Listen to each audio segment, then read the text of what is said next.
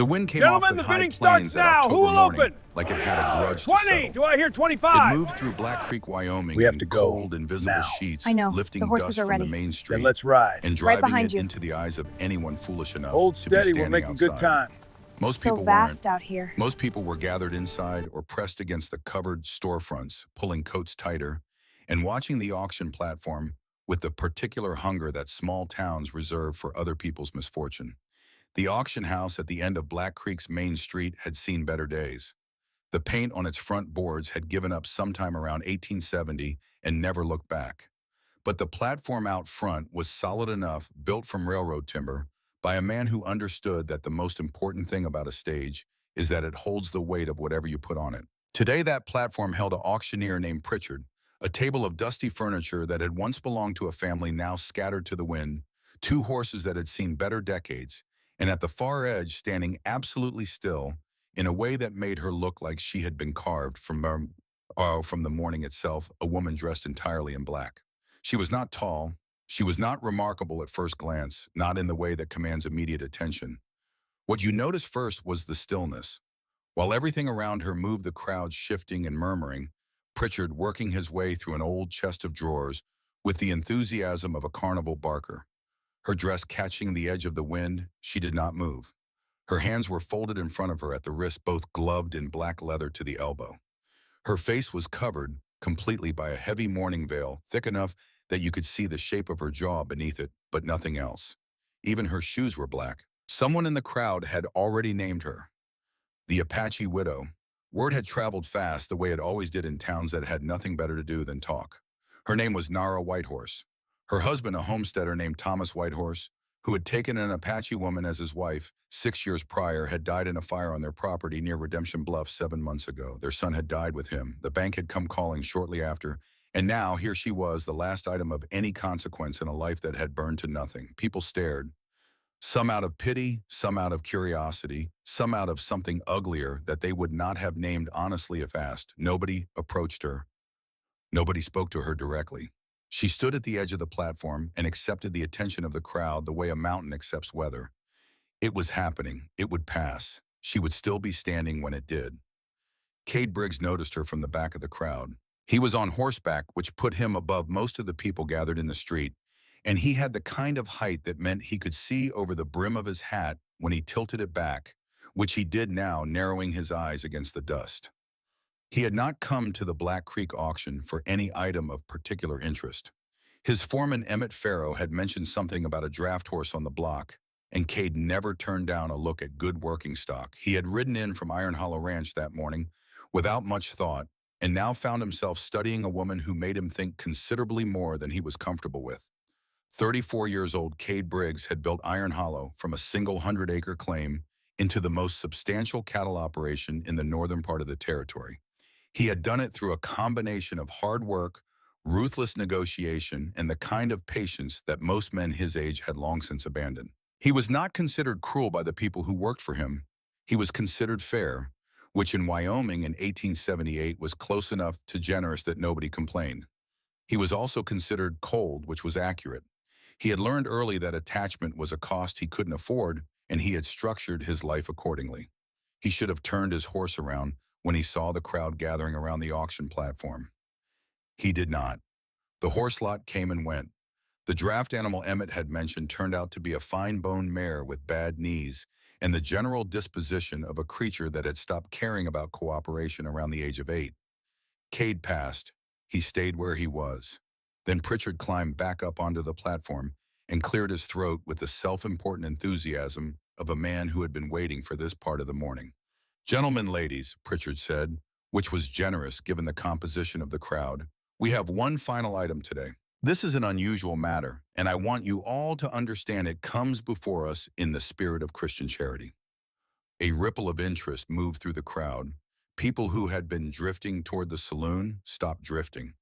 Mrs. Nara Whitehorse, formerly of Redemption Bluff, is a widow in the fullest sense of the word. She has no family in this territory, no property following the bank's settlement of her late husband's debts, and no means of supporting herself going forward. Any man of good standing, willing to take on the responsibility of her employment and care, will be performing a genuine act of decency. Pritchard kept talking about terms and arrangements, but Cade had stopped listening to Pritchard. He was watching Nara Whitehorse, who had not moved, had not changed her posture by a single degree, had not acknowledged the auctioneer's words with so much as a turn of her head. She stood at the edge of that platform like she was somewhere else entirely, and she was letting all of this happen the way you let bad weather happen because you have no choice, and spending energy on it would only cost you more than you could spare. The voice that broke through the crowd noise came from Cade's left. Well now, he knew the voice without turning. He had been hearing Wade Reese's voice in courtrooms and cattle negotiations for 3 years, ever since Cade had outbid him for a stretch of water rights along the northern fork of Sage Creek that Reese had wanted badly enough to lose sleep over.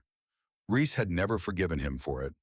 Reese had never pretended to, which was the one honest thing about the man. Quite a sight, Reese continued loud enough that several people nearby turned to look. He was a broad man, thick in the shoulders, with a face that had the texture of old leather and the expression of someone who had made a career of enjoying other people's difficulties.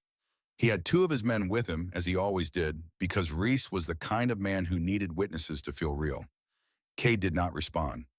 "You know what I heard about the Apache widow?" Reese said, still loud, still performing for the people around him. "I heard she hasn't shown her face to a single soul since the fire. Not the doctor, not the banker, not anybody. Wears that veil day and night, won't take it off for love or money." He paused to let that land. "Word is she's hiding something underneath that nobody wants to see." Still, Cade said nothing. Reese turned toward him fully now. There was a smile on his face that had nothing warm in it. "Tell you what, Briggs, $400 says you can't make her take that veil off before sunrise tomorrow. You're supposed to be so persuasive, so clever. You're the man who talks his way into everything he wants." The smile widened. "Prove it." The crowd had gone quiet in the way crowds go quiet when they sense that something is about to happen that they can tell their families about later. Cade looked at Reese for a long moment. He looked at Nara Whitehorse standing on the platform. He thought about the thing he was about to do and recognized clearly, and without self-deception, that he was about to do it anyway, because pride is a poison that works faster than whiskey and leaves a worse headache. "500, Cade said. "If I win, you pay me 500 and you apologize to the lady publicly for your disrespect." Reese blinked, then he grinned. "Done. And when you lose, you admit in front of this town that Wade Reese got the better of you." Cade was already dismounting. He walked through the crowd to the platform with the loose, unhurried stride of a man who owned considerable acreage and felt accountable to very little else. He looked at Pritchard and said simply, "I'll take her. Name your price." Pritchard sputtered something about procedures and proper arrangements. $1,000 cash, Cade said. "Right now, that's more than you'll see from 2 hours of bidding, and you know it."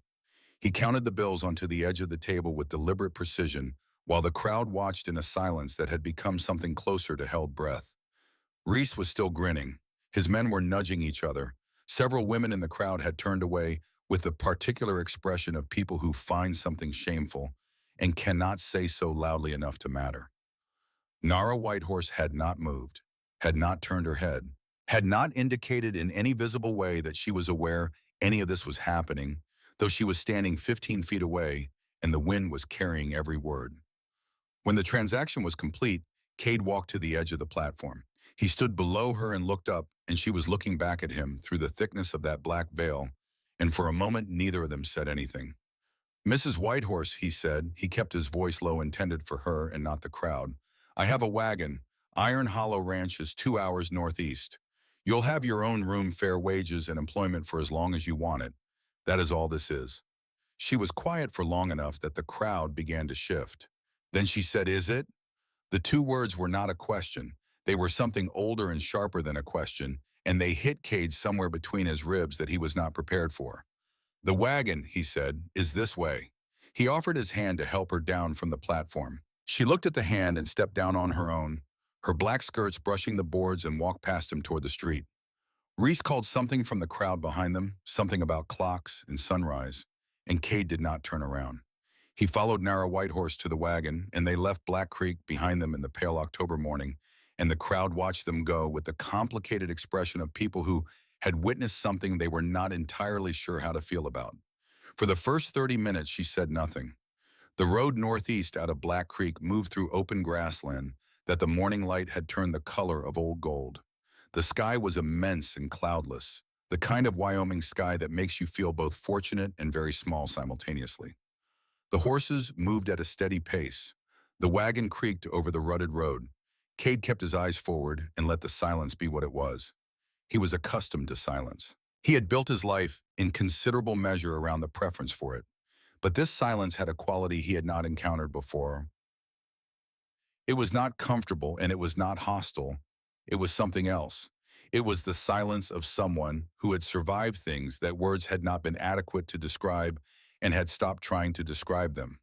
He said, "I want you to know that wager was made out of pride, not judgment, not calculation, just pride, and I'm not proud of it." She let that sit in the air for a moment. "The wager," she said, "was made in front of me."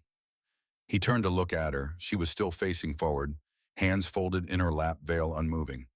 "I heard every word of it," she continued. "From the moment Mr. Reese opened his mouth to the moment you counted the money onto that table. I was 15 feet away, and there was no wind worth mentioning." A pause. "I am not deaf, Mr. Briggs. I am not without understanding. And I am not whatever it is you have been calling me in your head since you saw me standing on that platform." The words landed without anger. That was the most unsettling thing about them. She was not performing outrage or demanding apology. She was simply being accurate, the way a doctor reads a wound without flinching and without cruelty. Cade said nothing for a moment. Then he said, "Why did you come with me?" "Because I had no other choice," she said, "and because you at least said please." He almost laughed. He did not, because it did not feel like a moment for laughing. But something in his chest shifted in a way that had no name he could readily apply to it. "The bet," he said. "I'm not going to hold you to anything. When we get to the ranch, you'll have a room and wages and whatever you need. I'll tell Reese tomorrow morning that he won. $500 is nothing compared to what I just—" He stopped. "Compared to what?" she asked. He exhaled. "Compared to the fact that I bought a person to win a bet.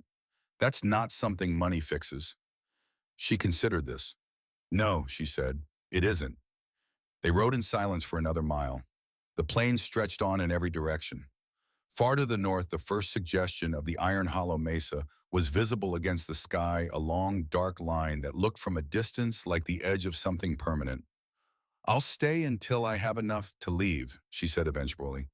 "I'll work. I don't require charity, and I won't accept it. When I've saved what I need, I go." She paused. "Is that arrangement acceptable to you?" "Yes," Cade said. "Then we understand each other." She did not say anything else for the remainder of the ride, and Cade found that he was not uncomfortable with it. He was something more complicated than uncomfortable. He was aware in the specific way that honest men sometimes are aware of their own inadequacy, that he had done something that could not be fully undone, and that the woman sitting beside him knew it at least as well as he did. Iron Hollow Ranch came into view as the afternoon light began its long slide toward evening. The main house stood on a slight rise above the valley floor, 2 stories of rough-cut timber and stone, with a covered porch running along the front face. The barn and bunkhouse sat lower down, flanking a large corral where several horses moved in the late light.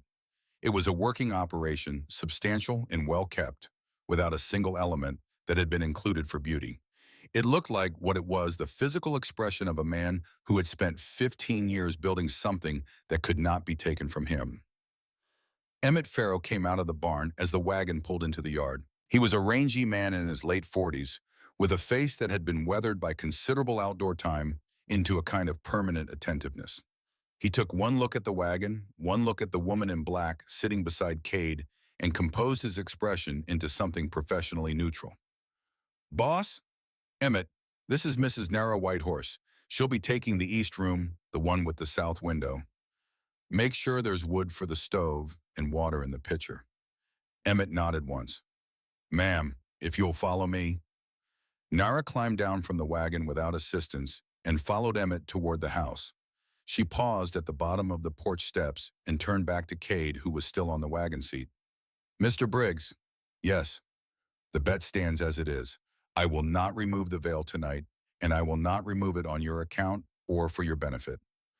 Not for any reason connected to that wager."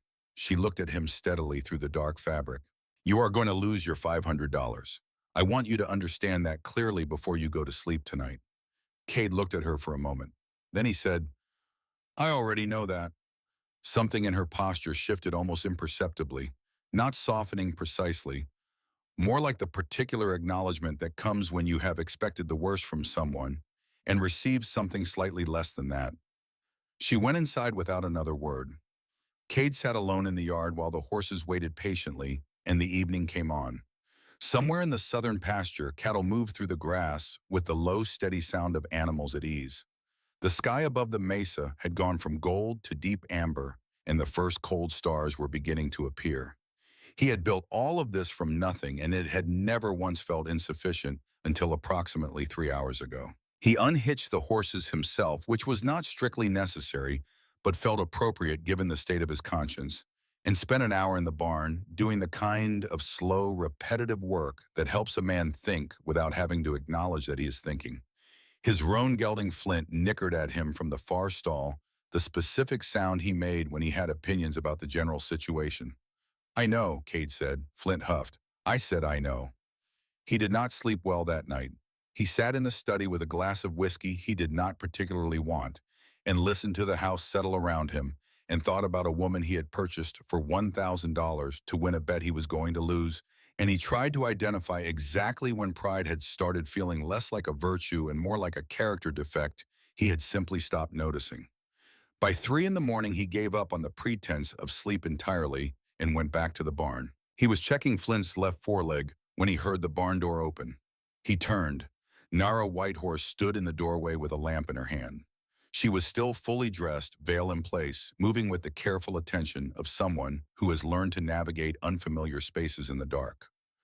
The silence, she said, it gets too loud. He understood that immediately and completely. Yes. She came further into the barn. The lamplight moved with her, throwing long shadows across the stalls. She stopped several feet away from him, maintaining the careful distance that had been present between them since the auction platform, and looked at Flint with what appeared to be genuine interest. He's beautiful, she said. He's temperamental, Cade said.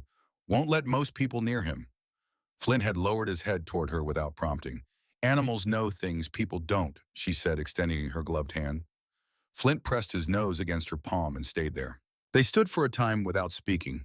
The barn was warm with the heat of horses and the small lamp, and the wind outside moved through the eaves with a sound like something that had been searching for a long time and had not found what it was looking for. I want to make you an offer, she said eventually. He waited.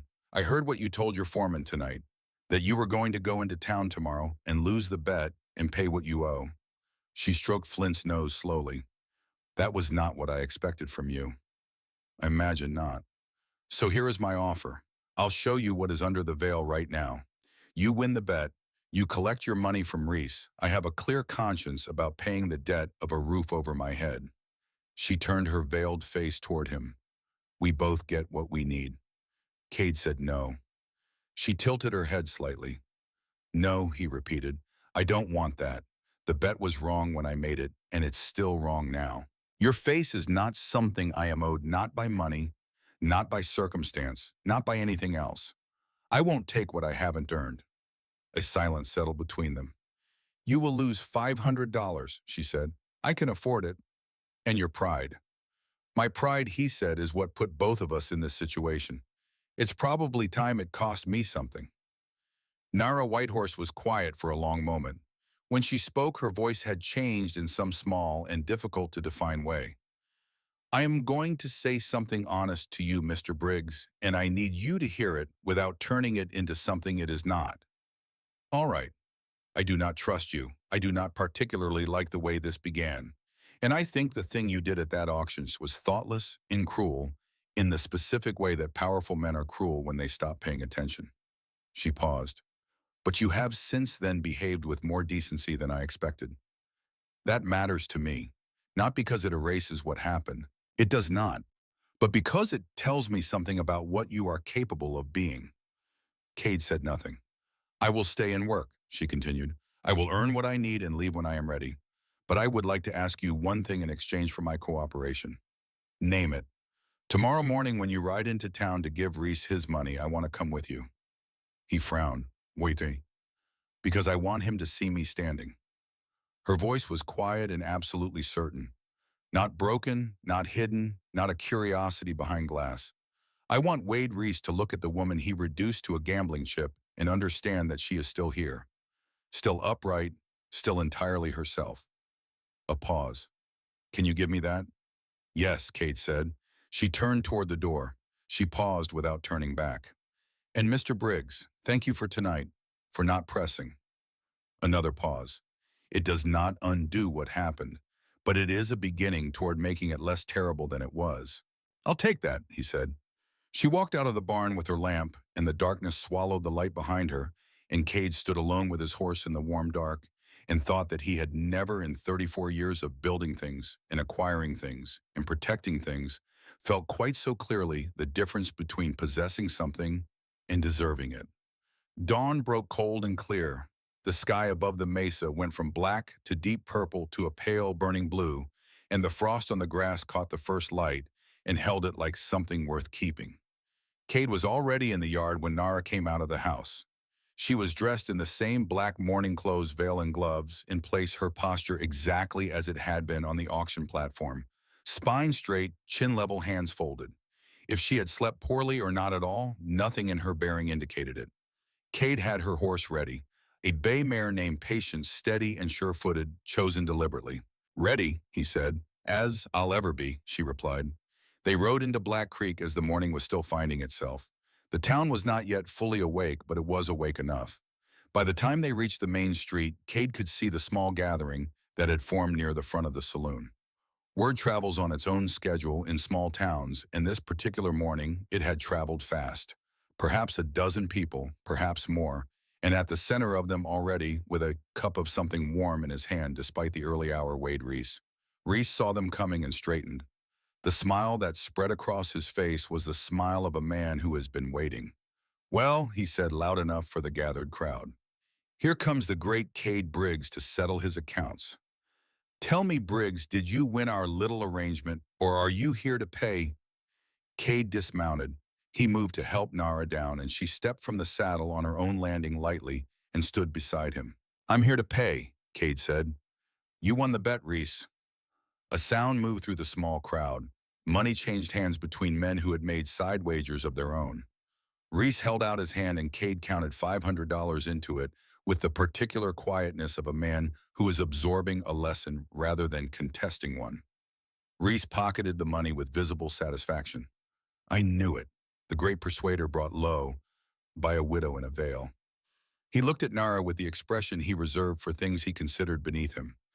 I suppose you've come to watch him pay up. Good for you, sweetheart. You held your ground. I came to say something, Nara said. Reese blinked. The crowd went quiet. She stepped forward one pace. The morning light was full on her now, the veil moving slightly in the cold air. You made a bet about my face, she said. Her voice was clear enough to carry without being raised. You decided my dignity was entertainment. You looked at a woman who had lost everything and saw a curiosity instead of a person. She paused. I have thought about what I want to say to you, and I have decided that words are insufficient. She reached up with steady hands and unpinned the veil. The fabric fell away. The crowd drew a sharp breath and held it. The left side of her face was what it had always been, strong and fine-boned, with dark eyes that were entirely steady. The right side was the story the fire had written on her.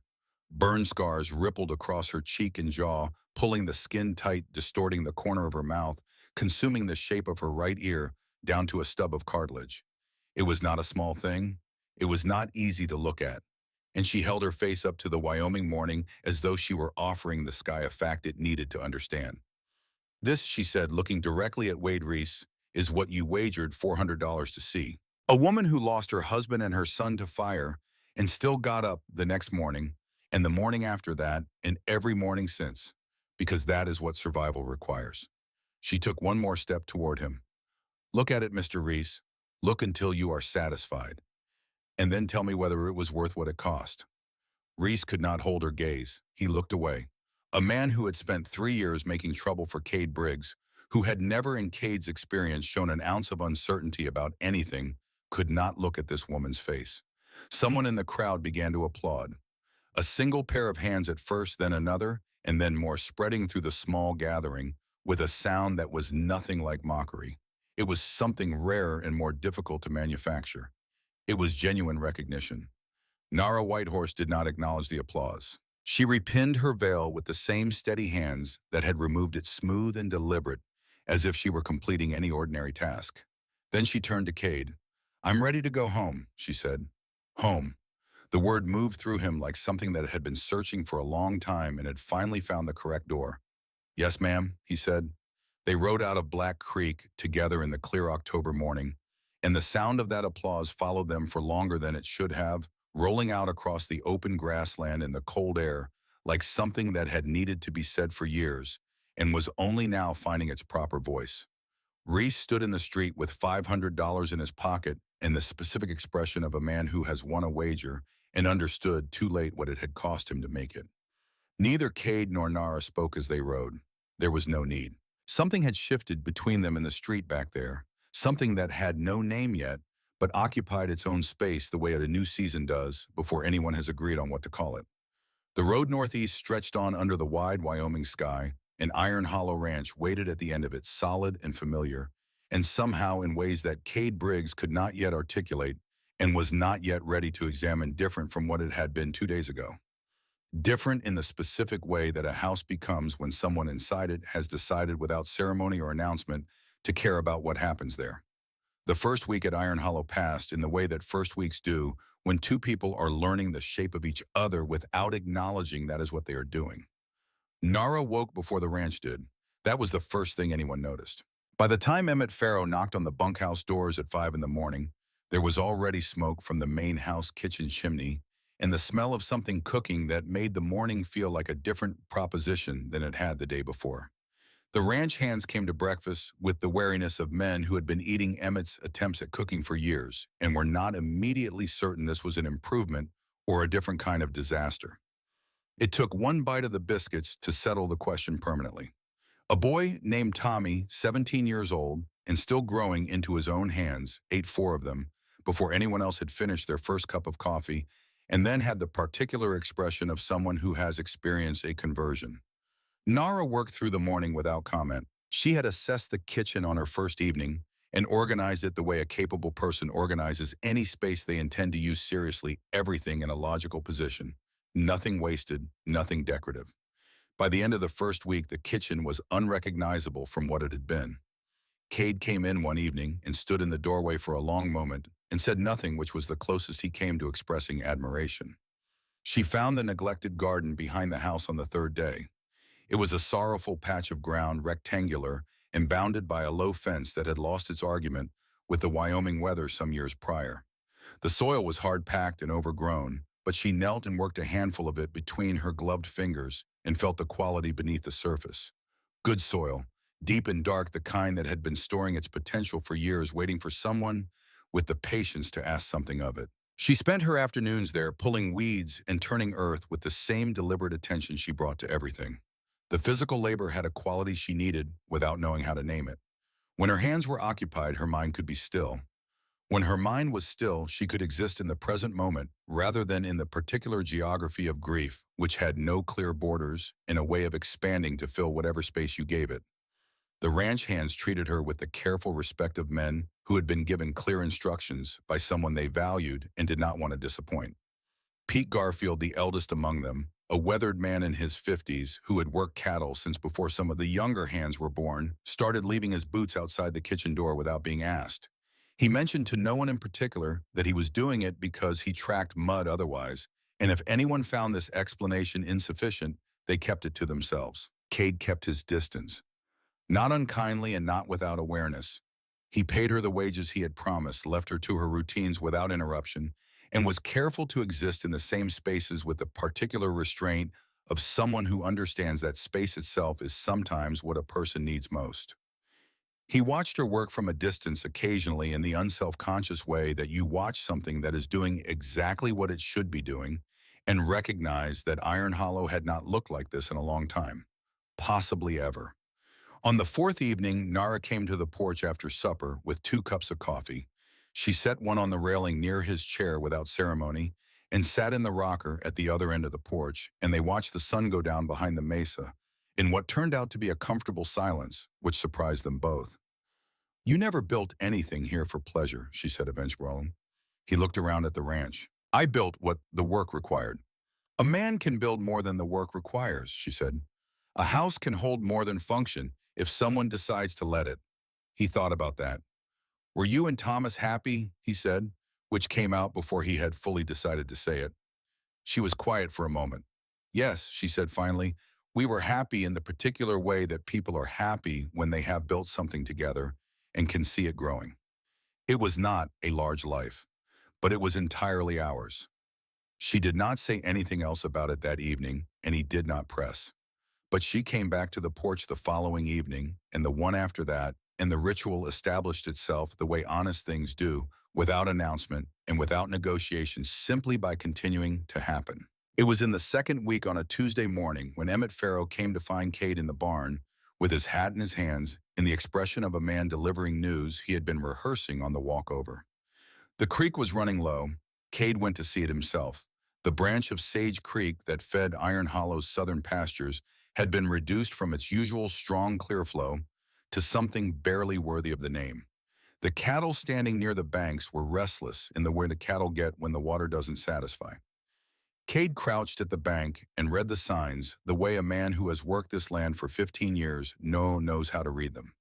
The flow was wrong, not drought wrong, not season wrong, diverted wrong.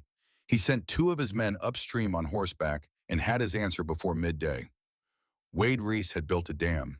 It was crude, the work of men who knew what they needed it to do and not much else, logs and rocks and packed earth blocking the main flow of the creek above the point where it crossed into Iron Hollow land.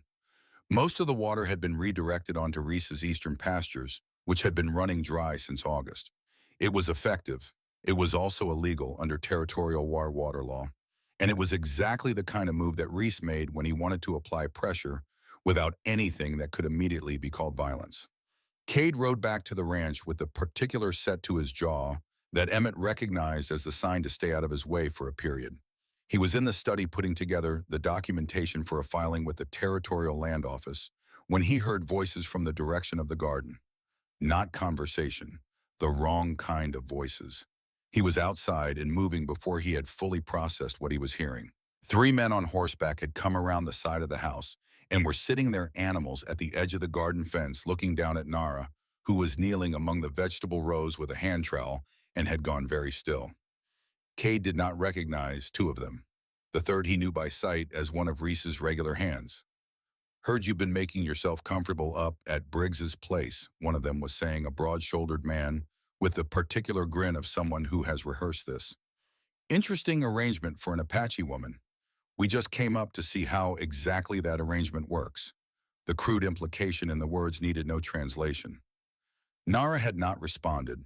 She had not moved. She was still kneeling in the dirt, her hands quiet in her lap, and the stillness she was maintaining had a quality that Cade recognized. It was not passivity. It was the stillness of someone who is calculating, not surrendering. "You need to turn those horses around," Cade said. He said it without raising his voice, which in Cade Briggs' particular case was more concerning than shouting would have been.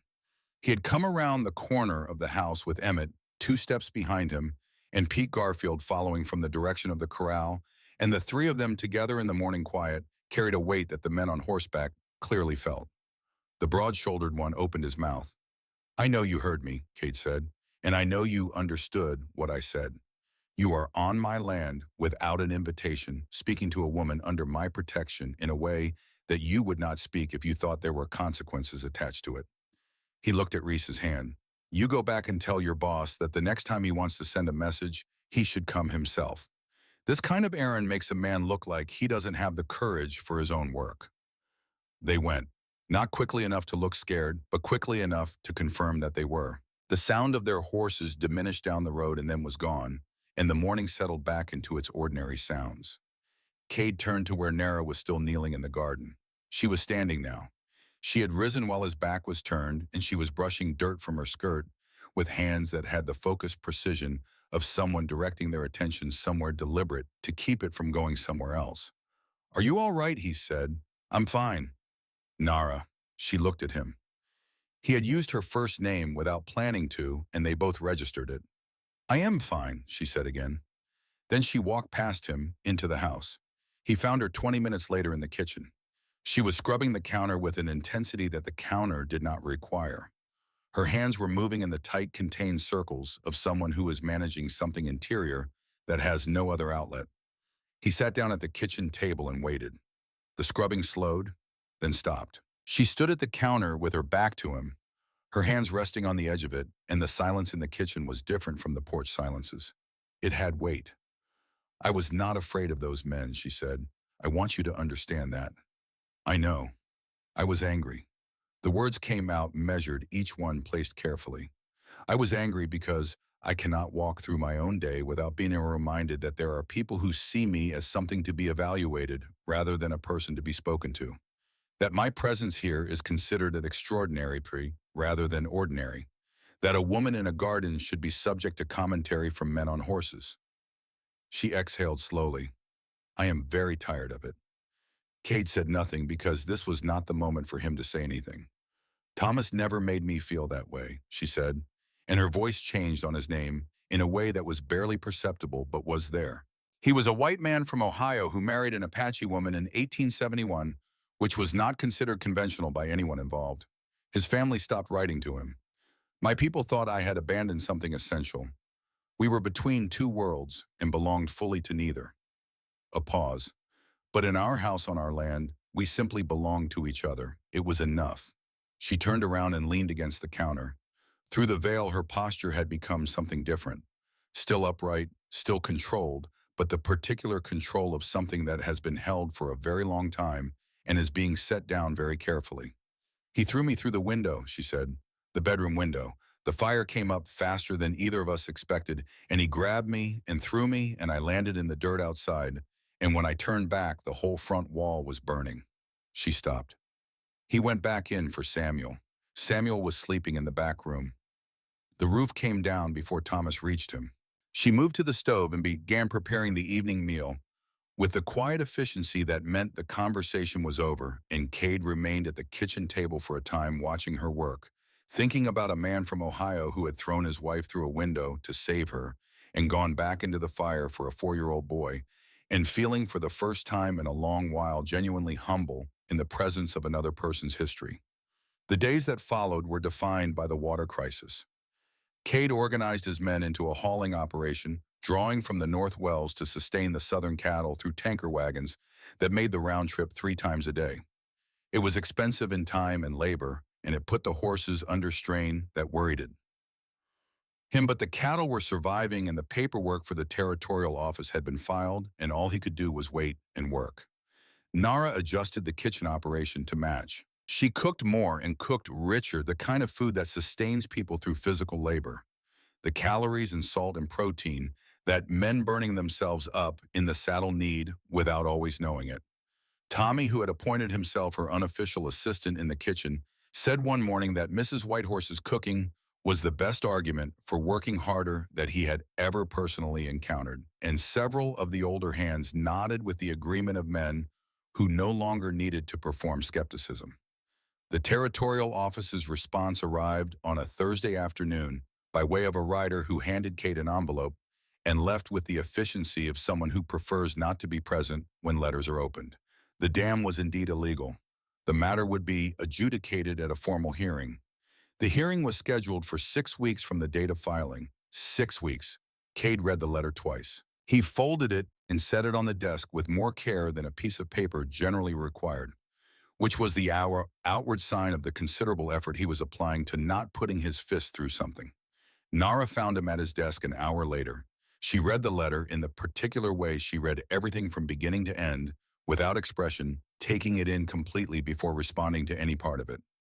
"There has to be another way," she said. "If there is, I haven't found it." "Have you looked for it, or have you been sitting here thinking about what Reese deserves?" He looked up at her. "Because those are 2 different activities," she said, "and only one of them will save your cattle." He leaned back in his chair. "What would you suggest?" She set the letter down on the desk. "I would suggest talking to him." He stared at her. "What threatening?" she said. not negotiating from positions of legal rights and territorial filings, talking as one person to another, finding out what he actually needs and whether there is a path that gives both of you something worth having. Reese doesn't want a path that gives us both something. He wants me ruined. He wants to win, she said. Those are different things. A man who wants you ruined is finished until you are gone. A man who wants to win can be offered a victory that doesn't require your destruction. She paused.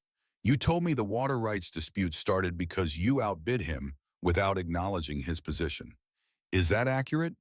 He said nothing for a moment. It is.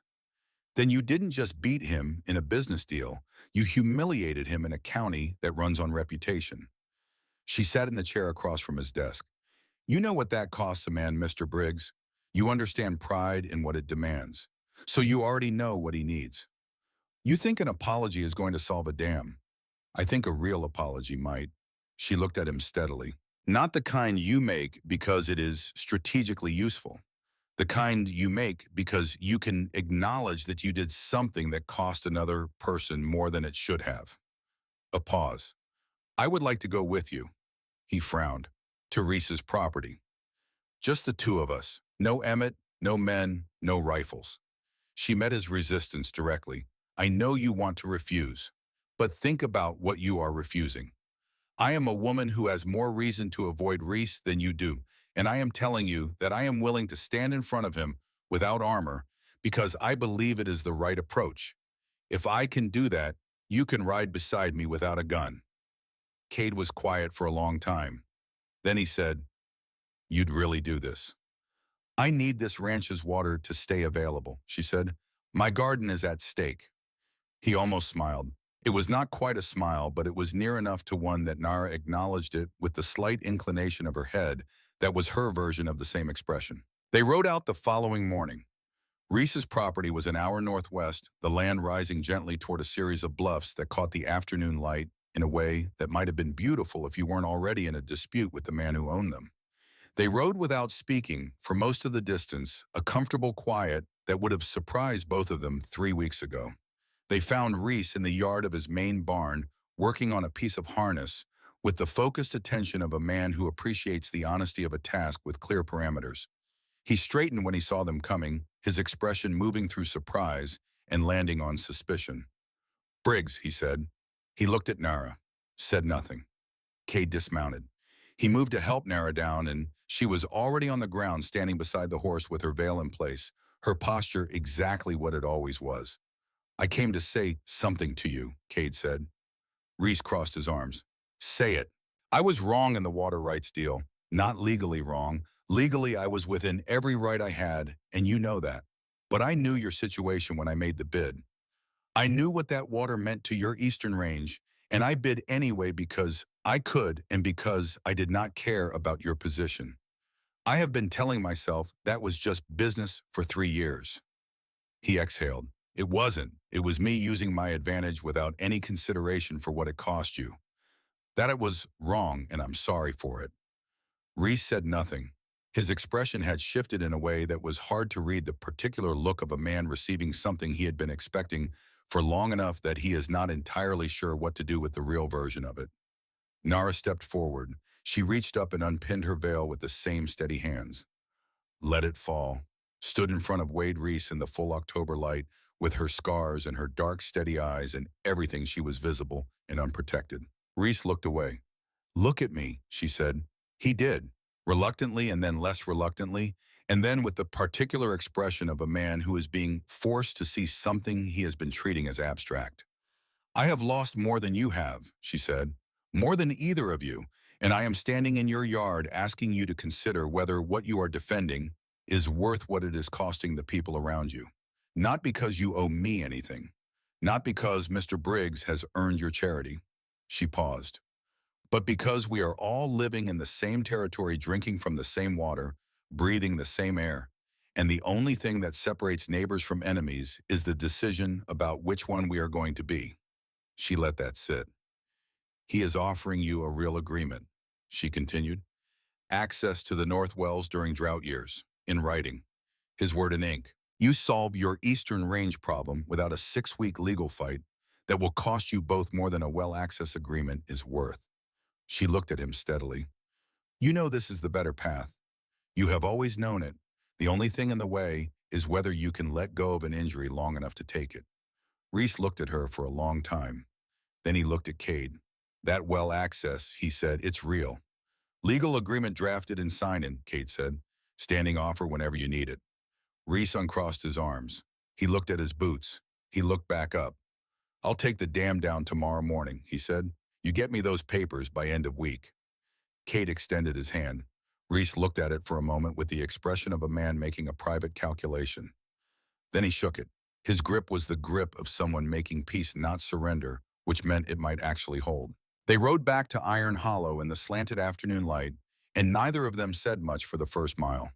The mesa caught the low sun and held it in long orange bands across the grassland, and the air was cold and clean with the smell of the high plains in autumn, that particular combination of grass and stone and distance that has no equivalent anywhere else on earth.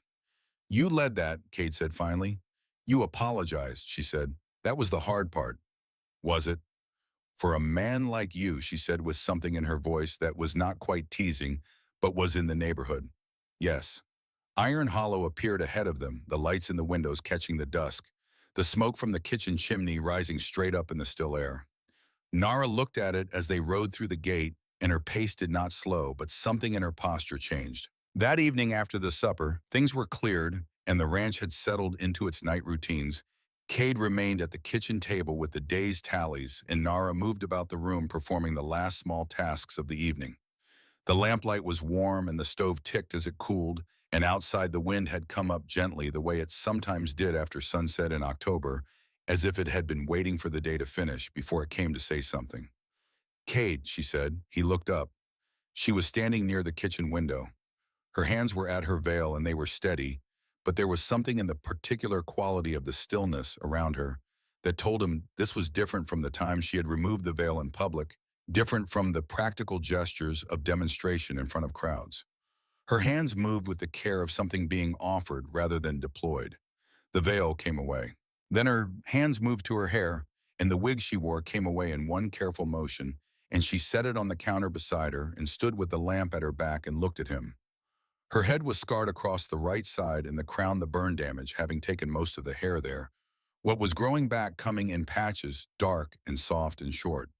The left side was whole. She had the face that the fire had divided into its two opposing accounts of the same life. And she was letting him see all of it without the theatrical framing of a public statement, without the particular armor of speaking to a crowd. Just her, in the kitchen light, letting him see. He did not look away. He did not speak for a moment, and when he did speak, what he said was very simple. Thank you, he said. She nodded once, she picked up the wig and the veil and walked toward the hall, and she paused at the doorway. We did something good today, she said. We did, he agreed. She went to bed. Cade sat alone in the kitchen for a long time after the tally sheets untouched in front of him, listening to the wind move across Iron Hollow and thinking about a woman who had given him something tonight that cost her more than $500 and had been worth more than anything he had acquired in 34 years of acquiring things. Not because she owed him, not because she trusted him completely, but because she was choosing one careful, deliberate choice at a time to let the walls come down at her own pace and on her own terms. And he understood in the way you understand the important things that this was the most remarkable thing he had ever been permitted to witness. The creek would run clear by morning. The creek ran clear by morning, exactly as Cade had said it would. He was out at the southern pasture before full light to see it himself standing at the bank, while the water came back in small gathering increments, filling the channel from its edges inward, the way water always reclaims its own space when you remove the thing that was stopping it. By the time the sun was fully up, the cattle were drinking, and the particular restlessness that had inhabited the southern herd for 2 weeks had dissolved into the ordinary contentment of animals whose needs have been met. Emmett Farrow stood beside Cade and said nothing for a long time, which was Emmett's version of a lengthy speech. Papers will be ready by Friday, Cade said. I'll ride them over myself, Emmett said. They walked back to the main house in the early light and found Tommy already at the kitchen door knocking with the specific urgency of someone who has news and cannot contain it in any dignified fashion. There's wagons coming up the road, boss. 5 of them. Looks like town people. Cade and Nara came out to the porch together to watch them arrive. There were indeed 5 wagons moving in a loose procession up the Iron Hollow Road with the slightly uncertain quality of a delegation that has agreed on its mission without entirely resolving its nerves about it. Leading the column was a portly man on a bay horse whom Cade recognized as Reverend Aldous Crane from the Black Creek Church, a man he had seen in exactly 2 contexts in his life: funerals and disagreements about land easements, both of which the Reverend had navigated with the practiced equanimity of someone who deals professionally in difficult situations. Behind Crane came the wagons driven by families Cade recognized from the town. The Hollis buggy was among them. Ruth Hollis was on the seat beside her husband, and she raised her hand when she saw Nara on the porch, a small, deliberate gesture that managed to convey both greeting and apology simultaneously. Nara stood at the porch railing with her veil in place and watched them pull into the yard. Reverend Crane dismounted with the careful dignity of a man whose relationship with horses has always been more formal than affectionate. He removed his hat. He looked at Nara directly, which put him ahead of most people she had encountered in Black Creek. "Mrs. Whitehorse," he said to Mr. Briggs, "we have come from town with some things we should have brought weeks ago and a great deal that needs to be said." He paused. "I'll let my actions speak first if you'll permit it." The wagons were unloaded with the organized efficiency of a community effort. Fabric and preserved goods and tools and seed packets and the kind of accumulated practical generosity that speaks to people who have thought carefully about what another person actually needs rather than what would make themselves feel better. The ranch hands stood at a respectful distance and watched with the expressions of men who are not entirely sure what is happening but are willing to be impressed by it. When the last of it was stacked at the edge of the porch, Reverend Crane came forward again. "I want to speak plainly," he said. "What happened at that auction was a disgrace to this community and to the principles we claim to hold. Mrs. Whitehorse, you deserve protection from that situation, and you received none. You deserve to be treated as what you are, a person of full dignity and worth, and instead you were treated as a spectacle. I was present and I did not speak. That is my failure, and I own it without qualification." He looked at her steadily. "Your courage in the street that morning, the way you stood and spoke and refused to be diminished, changed something in this town. I cannot claim it changed everyone. I won't insult you with that kind of exaggeration. But it changed enough people enough that this delegation exists, and I hope that counts for something, even if it arrives late." Nara was quiet for a moment. Then she stepped down from the porch and stood in the yard among the assembled families and the stacked supplies, and she unpinned her veil and let it fall, and she looked at the Reverend and at the women who had climbed down from the wagons and at the children watching from behind their mothers' skirts, and she said what needed to be said. "Kindness that arrives after humiliation does not erase the humiliation," she said. "I want you to understand that clearly because the honest version of your apology requires it. What happened at that auction happened because no one stopped it, not because no one could have, because no one chose to." She paused. "This matters. The distinction between cannot and did not matters enormously to the people who bear the consequence of that choice." The yard was very quiet. "But I also know what it costs to stand in someone's yard and admit you were wrong," she continued. "I watched a man do it this week, and I know it is not a small thing. So I will not refuse what you have brought, and I will not refuse the intention behind it." She looked along the row of assembled faces. "What I will ask instead is simpler than a gift. When the next person comes to your town with nothing and no standing and no protection, I want you to remember this moment. Not me specifically. The principle that a person's dignity does not require proof of suffering before it deserves your respect. Extend it first, before anyone has to earn it. That is all I am asking." Reverend Crane said, "We will remember."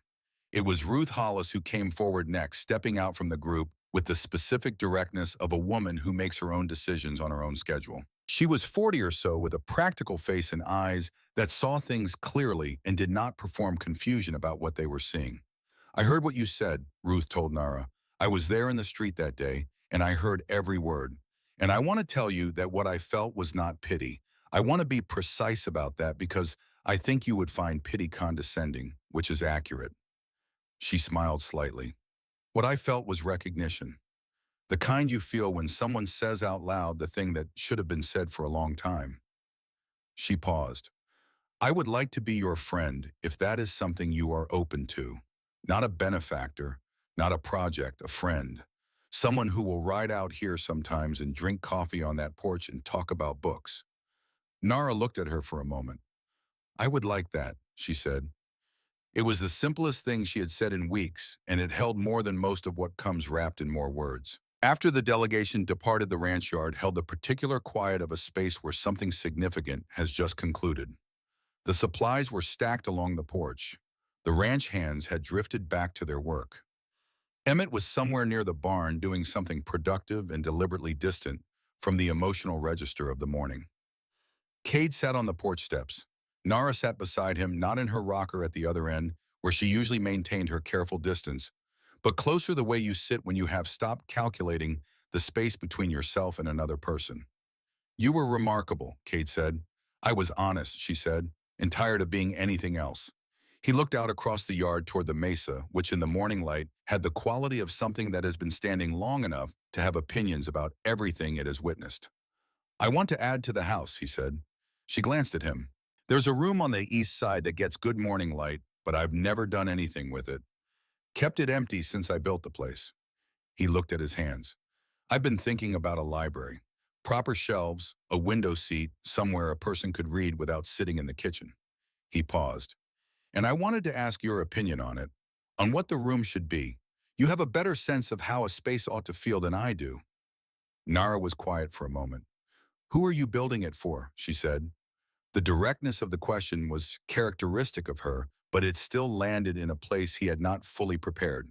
He looked at her. I think you know the answer to that. I want to hear you say it.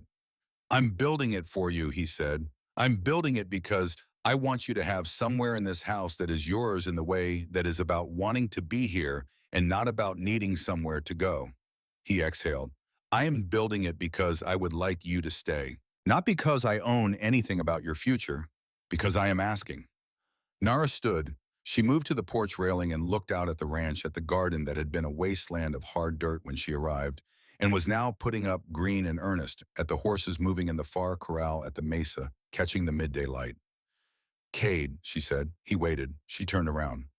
I think I love you, she said. I have been trying to determine whether what I feel is gratitude or proximity or genuine feeling, and I have concluded that it is the third thing, and that the first two exist but do not account for all of it. She looked at him steadily. But I cannot say yes to a library designed for me to stay in, and yes to whatever it is you are asking without first knowing something. What do you need to know? That I am choosing freely, she said, not because I have nowhere else to go, not because leaving would be harder than staying, but because when I weigh leaving against staying and my honest preference emerges, it is this place and this life that I am choosing. She paused. I cannot know that without testing it. He frowned slightly. What does testing it look like? I'm going to go into Black Creek for a week, she said. Ruth Hollis offered her friendship, and I am going to accept it in the specific form of staying in her guest room and living my life from that location for 7 days. I am going to see what my days feel like without Iron Hollow in them. She looked at him directly. If after a week I want to come back, I will know the difference between choosing and having no other option. And when I come back, it will mean something. Cade was quiet. He understood it. He understood it completely in the way that a man understands something that is being asked of him that cost him something real, and he recognized the cost and paid it anyway because it was the right thing. All right, he said. You're not going to argue. No, she studied him. Most men would argue. I bought you at an auction, he said, because I couldn't walk away from a challenge. I have been trying to understand the difference between taking what I want and earning what I need ever since. This seems like the practical application of that lesson. Nara was quiet for a moment. Then she said, I'll leave tomorrow morning. She rode into Black Creek the following day with a single bag and the particular uprightness of a woman who has made a clear decision and is executing it without drama. Cade watched her go from the porch and then went to work because work was what he knew how to do with things he was not able to resolve by doing anything else. The week that followed was instructive in ways he had not anticipated. Iron Hollow functioned exactly as it always had. The cattle were watered, the fences held. Emmett ran the daily operations with the competent efficiency of someone who had been doing so for years. Tommy and Pete Garfield and the others went about their work without particular disruption. The house was clean, the pantry was stocked. Everything that needed to happen happened. But the kitchen felt like a room where something important had been removed and the absence had not yet been filled by anything else. The porch in the evenings was just a porch again. The morning coffee was just coffee. The silence which had once felt appropriate to him and then had been transformed by a woman who understood how to inhabit space without filling it unnecessarily reverted to the older version of itself, the one that sat in the rooms without purpose. He read the same page of a territorial survey 3 times on Wednesday evening before acknowledging that he was not reading it. On Thursday afternoon, Ruth Hollis's husband, the doctor, rode out to Iron Hollow on an errand related to a prescription for one of the younger hands who had developed an infected cut. He stayed for coffee with the slightly studied casualness of a man whose wife has asked him to observe something and report back, and Cade let him observe without making it difficult for anyone. "She's doing well," the doctor said, stirring his cup. "Ruth says she talks a great deal, about your horses mostly, and the garden." He paused. "And she teaches. Did you know that Ruth has 3 children, and within 2 days, Nara had all 3 of them reading out loud to her in the parlor every evening?" Cade said, "That doesn't surprise me." "Ruth also says she went to the general store without her veil on Thursday morning and bought seed packets and spoke to 4 people and came home and said it was fine." The doctor set down his cup. Ruth seemed to feel this was significant. "It is," Cade said. On the morning of the 7th day, he was at the corral checking on one of the mares who had been showing signs of early labor when he heard hooves on the road. He turned. Nara came through the Iron Hollow gate on Patience, the bay mare, moving at a steady walk, and she rode directly to the corral and dismounted and tied the horse and looked at Cade across the fence rail. "I went to 3 different places in Black Creek," she said without preamble. "I walked into the mercantile and the post office and the church without my veil, and I spoke to people, and some of them were kind, and some of them were uncomfortable, and one of them was Wade Reese, who was buying harness fittings, and we spoke for 4 minutes, and he was civil." She paused. "And then I went to Ruth's parlor and sat in the chair by the window and thought about where I would rather be." Cade waited. "I would rather be here," she said, "not because it is safer, not because the alternative was insufficient, but because this is where my garden is and my work and the place I have been building something that I want to see finished." She looked at him. "And because you are here." Cade opened the corral gate and stepped through it. "I have a question for you," he said. She raised her chin slightly. "Not a question about libraries or property or arrangements," he said. "A simple question that requires a simple answer." He stopped 2 feet from her. "Will you marry me?"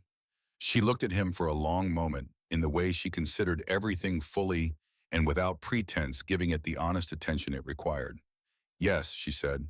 It was a small word, and she said it without ceremony, and it was entirely sufficient. He reached out, and she let him take her hand, the right one, the scarred one, and he held it the way he had learned to hold it, with the particular care that acknowledged without performing acknowledgement. And they stood at the corral fence while the mare behind them moved in the slow circles of early labor, and the mesa caught the morning light, and neither of them needed to say anything else. They married 3 weeks later on a Saturday morning in the middle of November, when the first real cold had arrived and the ground was laced with frost that would not fully melt until midday. The ceremony was held in the yard of Iron Hollow rather than the church in Black Creek, which had been Nara's preference and which Cade had agreed to without requiring explanation. Ruth Hollis stood beside Nara. Emmett Farrow stood beside Cade. The ranch hands were assembled in the yard in their best shirts. Pete Garfield in a coat that had last seen in action at some occasion in the early 1870s, Tommy with his hair flattened by water, an effort into a shape that suggested he had approached the problem with determination if not technique. Reverend Crane read the ceremony. Nara wore the deep burgundy dress she had sewn from fabric Ruth had brought to the ranch during the town delegation's visit. It was the first piece of clothing she had made for herself since the fire that was not black, and the color against her skin in the winter morning light had a quality that Cade found himself unable to describe and did not attempt to. She wore no veil. Her hair was beginning to grow back across the right side of her head, short and dark and soft, and she had pinned the left side simply and left the right side as it was because she had decided in the private interior accounting that no one else is party to that. She was finished apologizing for the topography of her own survival.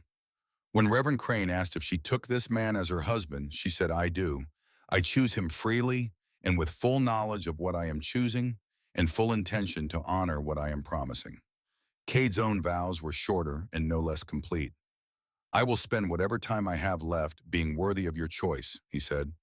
"That is all I can promise, and I mean it entirely." When they kissed, Tommy made a sound that Pete Garfield terminated with a single look, and then Pete himself had to turn away briefly and study something in the middle distance that apparently required his complete attention for approximately 30 seconds. Wade Reese arrived near the end of the celebration. He came on horseback alone, with a document case under his arm, and the expression of a man who has rehearsed his entrance and is still not confident about it. He dismounted at the edge of the yard and held his hat and waited until Cade saw him and came over. "I wasn't invited," Reese said, "and I'm not staying. I just came to bring something." He held out the document case. Cade took it and opened it. Inside was a deed properly executed for 40 acres of land that sat along the border between Iron Hollow and Reese's property, the specific parcel they had been contesting in one form or another since the water rights dispute began. "That's yours," Reese said, "free and clear. I had it drawn up properly so there's no room for argument later."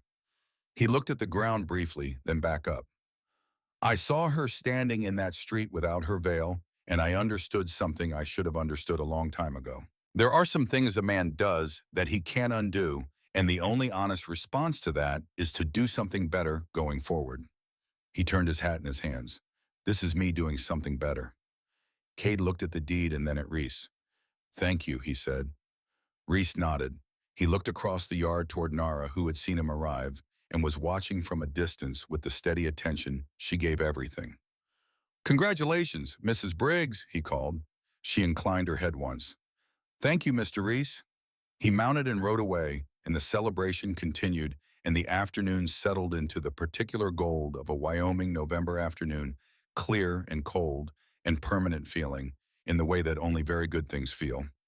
Winter came in earnest after the wedding, the way Wyoming winter always comes without negotiation or apology, filling the hollows with snow and pulling the temperature down to the kind of cold that makes all other cold seem like a misunderstanding. Inside Iron Hollow, the fires ran in every room, and Nara had organized the household for the season with the thoroughness of someone who grew up understanding that survival through winter is not a casual project. The East Room became the library. Cade built the shelves himself badly at first, and then with improving competence, as Emmett offered occasional wordless corrections, and by the end of December it had proper shelves along 2 walls and a window seat, with a cushion that Nara had sewn from remnant fabric and a braided rug on the floor that Ruth Hollis brought as a wedding gift, with the specific observation that a library without a proper rug was just a room with shelves. Nara taught in the evenings. Tommy, who had started with basic reading, was working through a history of the Western Territories with the focused determination of someone who has discovered that the world is larger than he had been told. Pete Garfield was reading at a pace that surprised him and that he downplayed whenever anyone mentioned it, which everyone did whenever they got the opportunity because his discomfort was entertaining. 2 ranch hands from a neighboring property had started coming on Tuesday evenings after their own foreman mentioned offhandedly that Mrs. Briggs at Iron Hollow was holding reading sessions, and they were welcome. Cade watched this happen and said nothing about it, except once on a January evening when the snow was coming down steadily outside the library window, and the room held 5 people around the lamp. He came to the doorway and looked at what his house had become and said quietly to no one in particular, "Well." Nara looked up from Tommy's reading. "Did you need something?" "No," he said, "just looking." He went back to his study and sat with his accounts and felt in a way that was entirely new to him and that he handled with the slight clumsiness of someone encountering a new tool, for the first time something that could only be described as contentment. In late January, Nara came to him one evening in the study with her hands folded in her lap and sat across from him at the desk. He set down his pen. "Samuel's birthday is in March," she said. "He would have been 5. Cade said nothing because this was the moment for listening. "I would like to plant something to mark it, something that grows, something alive in the world because he was alive in the world, and that should be acknowledged. She looked at him. A tree, an apple tree, if the ground by that time will take it. In the garden where it will get the south light. Yes, Cade said immediately. I know it is not your... Yes, he said again. I would like to help plant it if you'll let me. She looked at him for a moment. He would have liked the horses, she said. He was 4 years old and already obsessed with every animal he could get close to. Thomas used to say we were going to have to build a bigger barn to contain all the things Samuel was going to want to bring home. Cade smiled. Sounds like a reasonable child. He was extraordinary, she said, and the word was simple and complete, and he did not attempt to add anything to it. March arrived in its typical Wyoming fashion reluctantly, and with ongoing reservations about the whole enterprise of spring, alternating warm days with late snows that erased the progress the crocuses had been attempting.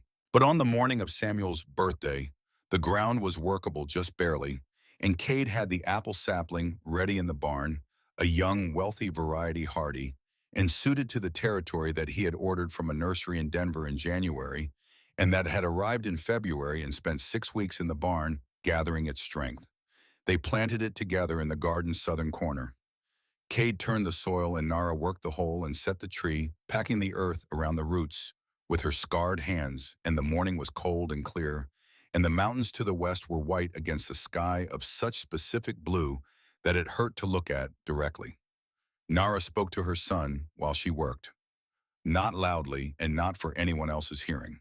Cade worked beside her and did not listen to the words, only to the rhythm and register of a voice that was saying what needed to be said to someone who was no longer present to hear it in the ordinary way. When she finished, she sat back on her heels and looked at the small tree in its new ground. Hello, Samuel, she said clearly enough that it was no longer private, clearly enough that it was also a kind of conclusion, an arrival at something she had been traveling toward for a long time. This is Iron Hollow. This is where your mother lives now. You would have loved it here. Cade crouched beside her. He put his hand on her back between her shoulder blades, just the warmth of it, and she leaned into it slightly, the specific lean of someone who is not collapsing, but who is accepting the support of another person without having to negotiate whether they deserve it. They stayed there for a while in the garden in the cold March morning, while the new tree stood in its prepared earth and began, invisibly and without announcement, the long project of taking root. That afternoon, the mare who had been in early labor when Nara returned from Black Creek finally delivered 3 months of patient waiting resolved in a matter of hours into a foal that was all legs and enormous eyes in the specific bewilderment of a creature encountering the world for the first time and finding it unexpected. Nara was in the barn when it happened. She stayed through the whole of it and came to find Cade afterward with something in her expression that was not quite the same as anything he had seen there before. But the hard-won steadiness of her ordinary face, something more open than that, something that had recently remembered what it felt like to witness the beginning of things. She needs a name, Nara said. Cade looked at her. Hope, she said. I want to call her Hope. He said yes. Spring moved through Iron Hollow in the way it always did decisively once it committed repainting everything in greens that made the winter seem implausible. The garden came up with the authority of something that has been well tended and well fed and is now demonstrating what it is capable of, tomatoes and beans and squash pushing through the Wyoming soil with the stubborn productivity of things that have been given what they needed and intend to use it. The apple tree put out its first small leaves in April, tentative, and then less so, and by May was established enough that Nara pronounced it was going to be fine. She worked in the garden most mornings without her veil. This was not a statement or a declaration. It was a practical matter. The veil was inconvenient in the direct sun, and when she was moving between rows and the wind was coming sideways off the mesa. She wore it into town when the errand required it, and when she felt like wearing it, and she did not, when she did not, and the gradual shift in this balance had occurred so naturally that neither she nor Cade had thought to mark it as significant, until one morning when she was tying bean plants to their stakes and the sun was full on her face and Cade, coming across the yard from the barn, stopped and looked at her for a moment. She looked up at him. What? She said. Nothing, he said. Just looking. She returned to her beans. On the last day of May, which came in warm and windless and almost probably pleasant, Nara finished her evening work early and came to the porch where Cade was sitting with the sunset doing its usual extravagant work above the mesa. She sat in her chair, which was no longer at the careful end of the porch but had been moved incrementally over months to its current position, 2 feet from his, without either of them formally deciding to move it. "I've been thinking about the roses," she said. "Along the fence," he said. "You remembered. You mentioned it once, and you said it like you meant it. I remember things that are meant." He looked at her. "Spring is almost over. We'd have to wait until fall to plant them properly." "I know. I just wanted to say I haven't forgotten." She looked out at the fence line, the long straight run of it along the west side of the yard where the afternoon light sat longest. "Something beautiful that takes work to maintain. I want that. I want to plant something here that's not just about surviving. That's about being beautiful even if it's difficult." "We'll plant them in September," Cade said. "I'll get the soil prepared." She looked at him. "You don't have to do that." "I want to," he said. "Everything worth having requires the work of maintaining it. That includes this." He gestured between them. "I'm not under any illusion that what we have requires no effort. I'm only saying I intend to provide it." Nara was quiet for a moment. Then she said, "I wrote in the journal last night, the one you gave me at Christmas." "What did you write?" She looked at the mesa, at the way the last light was turning it the particular deep orange that preceded the purple of dusk, at the horses in the far corral, moving in their evening patterns at the garden where Samuel's apple tree stood in its corner gathering the last warmth of the day. "I wrote that I came to Wyoming territory with nothing," she said. "No home, no family, no money, no standing. I was sold at auction and bought by a man who did it for the wrong reasons and spent every day after that trying to become worthy of what he had done inadvertently, which was give me somewhere to land." She paused. "I wrote that I am Nara Whitehorse Briggs, that I am Apache and I am a widow, and I am a wife, and I am a gardener and a teacher, and a woman who was burned and did not become ash. That I have scars I no longer explain, and grief I no longer hide, and a life I chose rather than merely survived." She turned and looked at him directly the way she had looked at him from the first moment, entirely, without pretense, with the full weight of everything. She was undiminished and undecorated. "And I wrote that it is enough," she said. "More than enough. It is everything." The sun went below the mesa, and the sky above it held the last of the light, the way the sky over Wyoming holds things, as if it understands the value of something before letting it go. The evening came on soft and cold, and the stars appeared one by one with the particular patience of things that have been there all along and simply required the darkness to be visible. Hope was in the barn, growing stronger by the day. Samuel's apple tree was rooted and reaching. The roses would come in September, and they would be difficult and beautiful and worth every hour of work they required, and they would bloom the following spring along the fence line of Iron Hollow Ranch in colors that had no precedent in the landscape around them, bright and stubborn and entirely alive. Nara sat on the porch of her home with her husband beside her and the Wyoming night settling around them both. And she felt the particular thing that has no adequate name, the thing that arrives only after you have survived the unsurvivable and rebuilt the unrebuildable and chosen the unchosen and discovered that the life on the other side of all that difficulty is not a consolation prize, but the real thing, the genuine article, the life that was always waiting for someone brave enough to reach the end of their grief and find it there. It was not without pain. It never would be. But it was hers, fully and completely, and by her own choice it was hers. Want to be notified when Claude responds.